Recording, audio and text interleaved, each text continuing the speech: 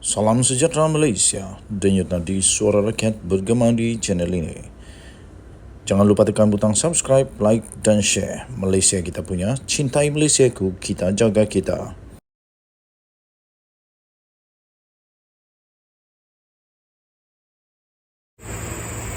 Salam sejahtera Malaysia, denyut nadi suara rakyat bergema di channel ini. Akhirnya Datuk Seri Anwar Ibrahim balun Hadi Awang lagi. Hadi Awang ni tak tahulah, dah lama, orang tua, orang veteran dalam politik, tapi macam tak faham-faham perlembagaan Malaysia, atau buat-buat tak faham, atau memang tak mau faham. Hadi Awang, kamu faham ke perlembagaan Malaysia ni? Itu pertanyaan daripada Perdana Menteri Malaysia sendiri, Datuk Seri Anwar Ibrahim. Perdana Menteri Datuk Seri Anwar Ibrahim membidas satu kenyataan daripada Presiden PAS, iaitu Tan Sri Abdul Hadi Awang, yang mendakwa kononnya ada perubahan kerajaan persekutuan jika Perikatan Nasional menang pilihan raya negeri. Ini yang video saya kemarin tu, saya pun hairan dari mana Hadi Awang dapat teori yang tak betul langsung ni.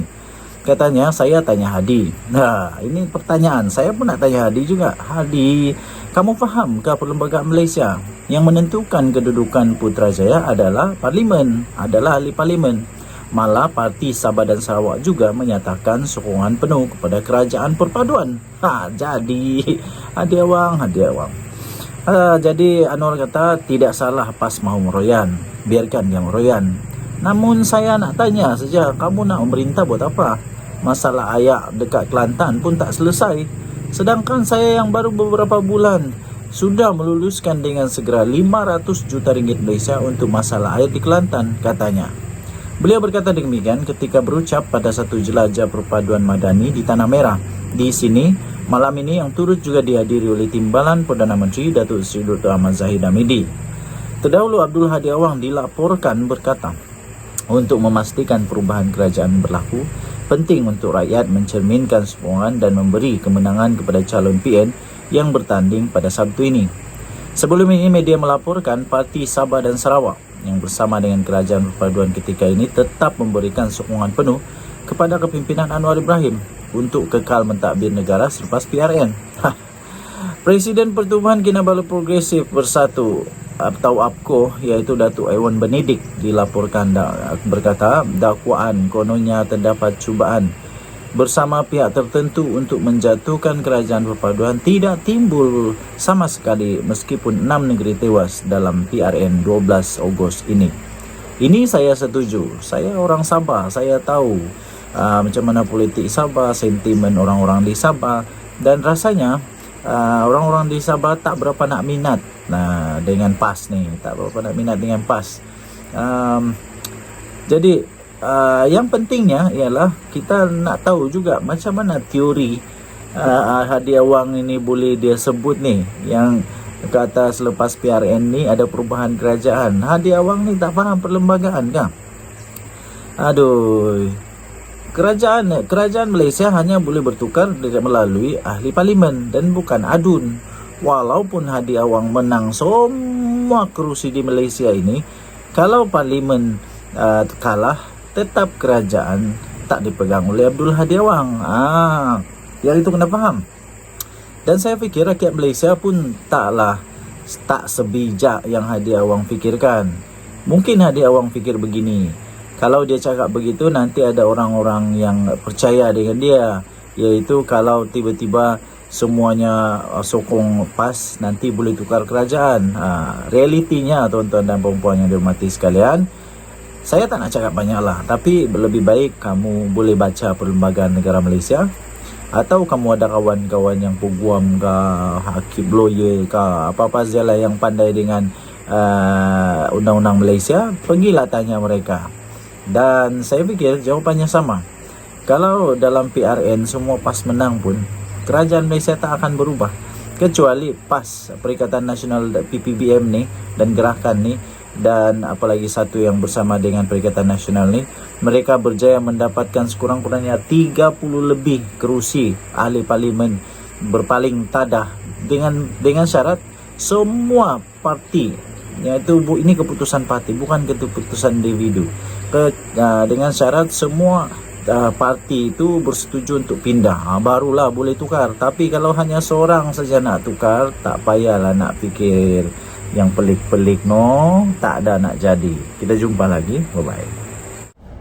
Salam sejahtera Malaysia, Denyut Nadi Suara Rakyat terus bergema di channel ini. Minta maaf, tak ada tempat holder, jadi kita terpaksa berhenti tepi jalan. Kerana ada perkara yang saya ingin umumkan, ada perkara yang saya ingin kongsikan.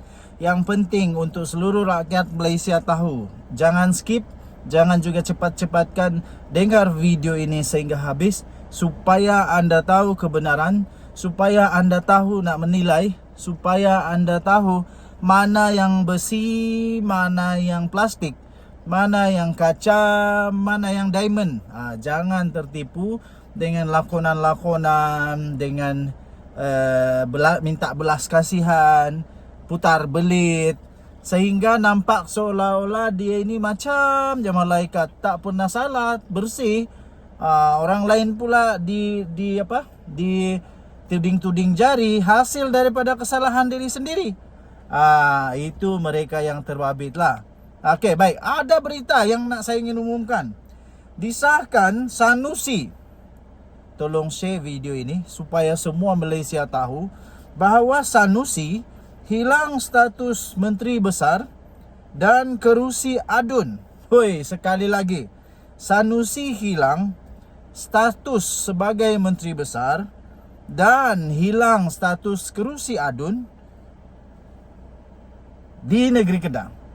Tetapi jika didapati bersalah, walaupun beliau sekarang masih lagi didapati belum bersalah, tapi pada pendapat saya dan banyak lagi penganalisis politik, penganalisis undang-undang, rakan-rakan sebaya, rakan-rakan di kampung, kawan-kawan di luar daerah, di luar Sabah, di dalam Sabah, di luar negara, setelah tanya, berbincang apa pendapat mereka tentang apa yang berlaku sekarang kepada Sanusi ini, kebanyakan mereka berpendapat bahawa memang Sanusi ini memang dah salah 120 juta %.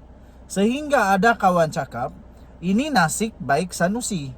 Kalau rakyat biasa yang buat ni, memang dah kena tangkap sah-sah lama dah. Kena siasat sampai berhari-hari di reman. Tapi untuk Sanusi, baguslah. Sanusi perlu rasa bersyukur dulu. Sebab walaupun begini besarnya kes dia, rupanya dua kesalahan Sanusi ini. Pertama, dia menghina dan memperlekehkan Sultan Selangor berkenaan dengan pelantikan Menteri Besar Selangor. Yang kedua pula ialah dakwaan yang dijatuhkan kepada Sanusi adalah apabila dia mempersoalkan ataupun dia mempersoalkan, pada saya itu membuat satu cerita bohong, di mana dia kata sebenarnya Agong tidak menitahkan untuk menubuhkan kerajaan perpaduan. Sanusi tak pernah pun jumpa Agong. Sanusi tak pernah jumpa Agong. Dia tak pernah kena panggil. Dia bukan ahli parlimen ya. Tuan-tuan dan puan-puan, kamu kena tahu bahawa Sanusi bukan ahli parlimen. Jadi dia tak pernah duduk di parlimen. Dia tak pernah bercakap dengan Agong. Dia tak pernah juga dengar pengumuman daripada Agong. Macam mana dia boleh kata bahawa Agong tak pernah titah untuk kerajaan perpaduan? Ternyata Sanusi kantoi lagi. Kali ini Sanusi hilang status MB dan kerusi adun jika didapati bersalah. Of course, apalagi kalau Sanusi ditangkap, dipenjarakan. Kalau sampai Sanusi didapati bersalah, diberikan denda, lepas tu sampai dia dijatuhi hukuman penjara, confirm lah tak layak bertanding langsung, dan dia ni pun dah jadi standard dengan orang-orang penjenayah. Dia dah jatuh taraf kepada seorang banduan. Okey. Menteri Besar Kedah, Datuk Seri Muhammad Sanusi Madnor, tidak bermasalah untuk bertanding pada pilihan raya negeri DUN Kedah nanti. Walaupun berdepan dua pertuduhan di bawah Akta Hasutan 1948 Akta 15 di Mahkamah Seksyen Selayang pada Selasa. Bagaimanapun, peguam iaitu Muhammad Muhammad Hanif Katri Abdullah. Dia ini seorang peguam pakar, seorang yang banyak pengalaman sekali di dalam perundangan negara Malaysia. Dia juga orang yang sangat sangat mengetahui lah selok belok dalam perlembagaan, dalam dalam undang-undang Malaysia, dalam politik Malaysia. Jadi apa yang dikatakan oleh Muhammad Hanif Katri ini memang semuanya ada fakta. Bagaimanapun, peguam Muhammad Hanif Katri Abdullah berkata, penyandang Dewan Undangan Negeri Dun Jeneri itu berisiko boleh hilang status sebagai Menteri Besar Kedah dan kerusi Dun yang mungkin dimenangi beliau pada PRN nanti. Dia boleh bertanding, boleh. Tapi kalau dia dapati bersalah pada bulan Oktober ini, sebab pendengaran nanti bulan Oktober, dan selepas itu, selepas dia dapati bersalah, kalau dia didapati bersalah, dia terpaksa juga untuk letak jawatan, hilang kelayakan dan masuk penjara, didenda pula. Paling teruk memalukan. Memalukan. Dan dia akan melekat di dalam sejarah hidup Sanusi bahawa dia adalah pengkhianat kepada raja, pengkhianat kepada agung. Lepas itu dia juga tidak menghormati perlembagaan negara Malaysia dan tidak setia kepada raja. Dia juga didapati seorang yang hipokrit, seorang yang pandai pura-pura lah. Jelas Muhammad Hanif Katri, dia kata senario itu hanya benar-benar berlaku jika Sanusi disabitkan bersalah dan dijatuhkan hukuman melebihi had hukuman yang membawa kepada ketidaklayakannya untuk menjadi wakil rakyat. Jadi kalau Sanusi didenda dengan denda yang melebihi had untuk membolehkan dia ditarik balik segala kelayakan itu, maka dia akan gugur semuanya. Dan lagi kalau dia dipenjara melebihi had yang dinyatakan pun dia akan hilang kelayakan. Saya pasti ramai orang yang nak tengok Sanusi bebas. Tapi saya juga pasti ramai juga orang yang nak tengok Sanusi kena penjara. Terutamanya rakyat negeri Selangor yang sangat sayang kepada sultan mereka, of course. Saya pun berasa begitu. Kalaulah di tempat saya adalah orang Selangor, saya pun tak suka sultan saya yang saya kasihi, yang saya hormati, yang saya junjung kedaulatan kena main-main pula begitu. Jadi saya setuju dengan Datuk Seri Azalina Osman Said. Dia kata tak akan selesai dengan hanya minta maaf saja.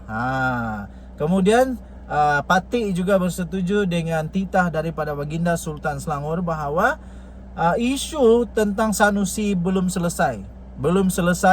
Walaupun ada menghadap Pesuruhjaya PAS Negeri Selangor, tapi Baginda bertitah bahawa isu itu belum selesai. Saya setuju. Okey, jadi kita doakan semoga keadilan berlaku dengan baik. Denyut Nadi Suara Rakyat bergema di channel ini. Kita jumpa lagi. Selamat pagi Malaysia. Bye bye.